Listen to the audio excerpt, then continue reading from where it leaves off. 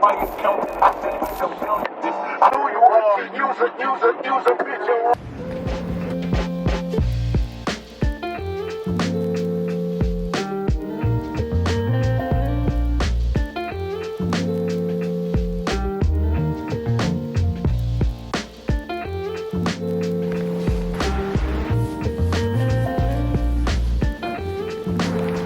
so there's a new patisserie that just opened up within our block. So today, we're gonna go check it out.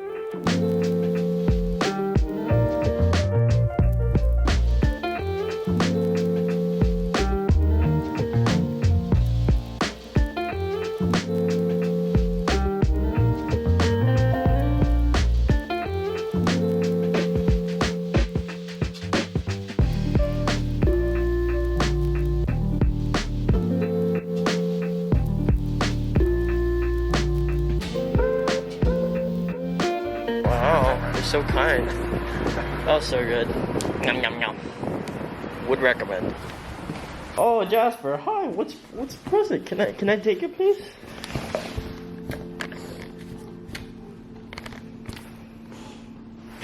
All right. Before we go to work, give me one tip for habit change that you would recommend to other people. Breaking habits involves surrounding yourself with the right crowd. People who support you in breaking habits helps everything.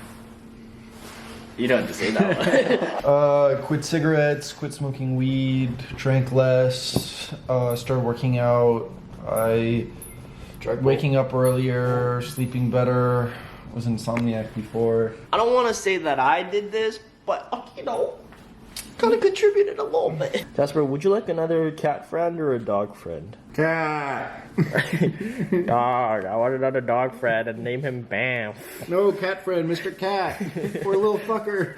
Yeah, little fucker would be good. Alright, folks. Today is a very cold, wet, and gloomy day. It's a very typical Vancouver winter, and one of those days where you just want to lie in bed and just be cozy all day. And although I can't lie in bed all day, I can definitely be cozy today thanks to the Cuts Clothing winter collection. Now, for those of you who have not tried the new Cuts hoodies, what are you doing? So soft, so freaking premium feeling. They're definitely on the slimmer side. It's like a nice little hug to your body, and it's just perfect for one of these shitty ass gloomy days. But yeah, today we got out of bed, we walked Jasper, we headed to the gym, even though we both really did not want to. Did a quick pull session as well as some accessory work. It honestly was not the best day at the gym. However, I'm still glad we went. And then we checked out the local patisserie that opened up in our block, and oh my goodness, the Americano, the little macarons, little chocolates. Sometimes you just gotta treat yourself. But yeah, honestly, when the weather is like this,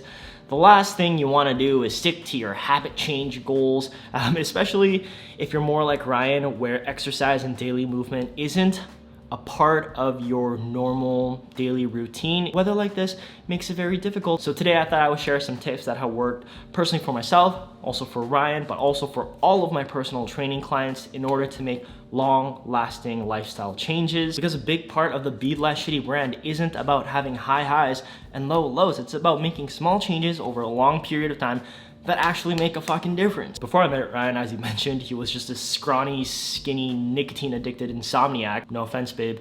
But you know, he's a new man now. Exercises 3 times a week, drinks more water, sleeps at a regular time, eats consistently, poops better, and you know, I'm just very proud of him. And I truly do understand how difficult it is, and especially with the new year coming up, I know a lot of people are trying to make these changes, but trust me, you don't want to dive into the whole big, massive New Year's resolutions, because, you know, it never works. That being said, here are some tips. The very first thing, and probably the most important, is finding some intrinsic factors on why you want to make these lifestyle changes. You know, it really doesn't matter how many other people tell you you should do this, or how much you want to impress other people. If you don't have an internal reason for yourself on why you want to make these changes, you're not gonna do it. You're not gonna stick with it. It doesn't matter if your wife tells you, it doesn't matter if your best friend tells you, it doesn't even fucking matter if your doctor tells you. When it comes to my personal experience and regular exercising, I always grew up as a very scrawny kid, and I grew up with a chest condition called pectus carinatum, or pigeon chest. That's essentially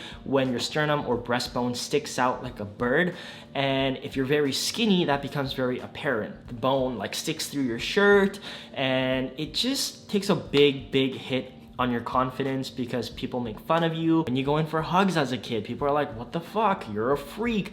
And you just eventually learn to walk with your shoulders slumped, your chin down, because you know, you don't want this big pigeon chest bone thing sticking out. Because of that, my confidence was just at rock bottom. And I just remember in high school just feeling so over it. Like, I was just tired of being scared of everyone essentially. So I said, fuck it. One way to help with pectus carinatum, although I tried the brace, it didn't work for me, is to exercise and build muscle on top of it. And that's how essentially I got into exercising regularly, because I had this intrinsic motivation of building confidence and doing this for myself. So I started bench pressing, doing chest press, doing cable flies like 4 or 5 times a week. And no, that was not the best exercise programming. That was not a good routine. However, it did get me practicing and getting into that routine of moving my body daily. And when I was working as a trainer, although everyone had the same goal of exercising more regularly,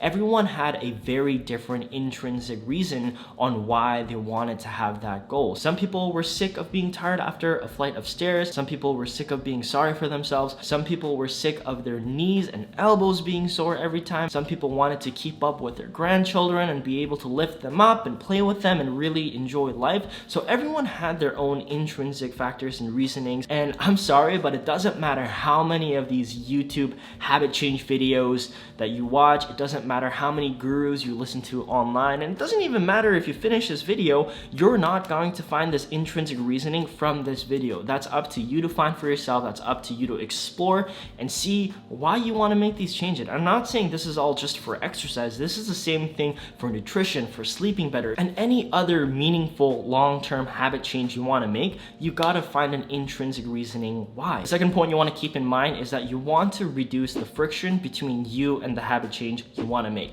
So let's say one of your goals is to exercise more frequently or just go to the gym more regularly. You want to pick a gym that is close to you. You don't want to pick a gym where you have to take 10 different buses, it's 3 hours away. Like, that just doesn't make any sense. That is a lot of friction between you and your habit change goal. Maybe one of your habit change goals is to drink more water. However, you're working at an office, you're on the 5th floor, and the only water cooler is on the 1st floor, and every time you want to drink more water, you gotta go down, wait by the water cooler, talk to Jimmy about how his weekend is going. I don't even know if that's how offices work, but you know what I'm saying? Like, why not just have a massive ass water bottle at your table so you can just constantly take sips throughout the day? That's reducing your friction and just making it easier for you to stick with your habit change goals. Instead of just thinking about what this friction may be, actually write it down and figure out ways to deconstruct it and reverse it. Because yeah, although it's great that you have found your intrinsic motivation, it doesn't matter if you have 10 barriers you have to hop through each and every time to get to it. Find a thing that's causing your friction,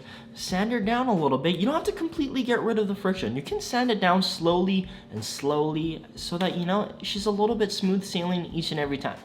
Hopefully that makes sense. The last point to keep in mind, Ryan actually briefly mentioned, but it's having a good support system. Now, that doesn't mean finding a friend or finding someone with the same intrinsic motivation and finding someone with the same burning passion, because it's probably not going to happen. Everyone has their own intrinsic reasoning, but at least find people with similar goals that you can touch base on, even on a weekly basis. This does not have to be a massive group of people. It doesn't have to be this super public thing that you post on your social media. If you post on your social media, I promise you, nobody is going to follow up. Nobody cares what the fuck you post on your story. Nobody cares what you post on your Facebook status. Just tell one other person that you trust to just help you stay accountable. But yeah, folks, I think at the end of the day, it really does come down to finding your own intrinsic reasonings why you want to make these habit changes.